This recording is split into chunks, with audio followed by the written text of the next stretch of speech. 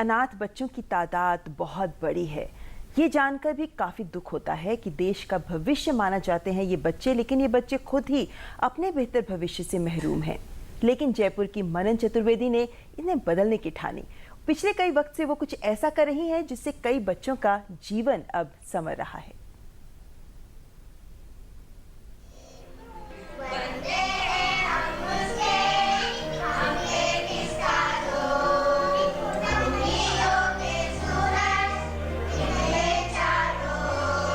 मिलिए जयपुर की मनन चतुर्वेदी से। ये उन 80 से अधिक बच्चों की मां हैं जिन्हें पैदा होते ही भाग्य की बिसात पर बेसहारा छोड़ दिया गया। कोई बच्चा किसी कूड़े के ढेर पर मिला था तो कोई नाली या अस्पताल में छोड़ दिया गया था। मनन ने इन बच्चों को सीने से लगा लिया ताकि इनके माथे पर यतीम होने का ठप्पा ना लगे। उनका अधिकांश वक्त बच्चों के साथ खेलने, उनको दुलारने और चैरिटी के लिए पेंटिंग बनाने में ही बीतता है।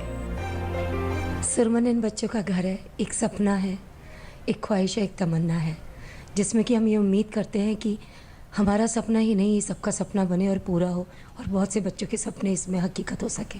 सुरमन एक ख्वाब है जिसको हकीकत करने की कोशिश हम सब कर रहे हैं। अगर हम अपने अंदर के कॉमन मैन को जगाकर सिर्फ अपने तक सीमित ना रख के सभी का साथ देने के लिए आगे बढ़ जाएं, तो यकीन दिलाती हूँ आपको, कभी कोई बच्चा सड़क पर रहेगा ही नहीं। पिछले करीब 15 सालों से सुरमन संस्था में अनाथ बच्चों को पाल रही मनन की ममता में अपने पराये का कोई भेद नहीं है।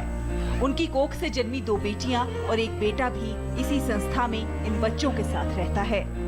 इतना ही नहीं, जब बच्चों की संख्या बढ़ी और 3 मंजिला भवन भी छोटा पड़ने लगा तो मनन ने अपना बसेरा नीचे की मंजिल से हटाकर छत पर लगे टीन शेड के एक कमरे में कर लिया। मैं एक घर बना रही हूँ, सबकी सहायता से बनाने की कोशिश कर रही हूँ और उसी के लिए सड़कों पे पेंटिंग भी बनाती रही और बनाती रहूँगी भी। वहाँ पर 2500 बच्चे उस घर में रह सकेंगे। दरअसल बच्चों को पालने की ये शुरुआत तब हुई जब मनन ने एक फटे पुराने कपड़े पहने खड़ी एक बच्ची को कचरे के ढेर में से कुछ लेकर खाते देखा। उन्हें उस समय फैशन डिजाइनिंग के लिए लंदन जाने का मौका मिला था, लेकिन मनन ने यहीं रहकर अनाथ बच्चों के बीच जीवन बिताने की ठान ली।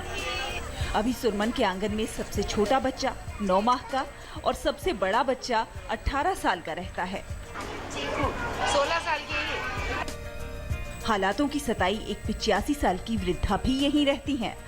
गुड न्यूज इंडिया के लिए जयपुर से कमल शर्मा की रिपोर्ट, डीडी न्यूज।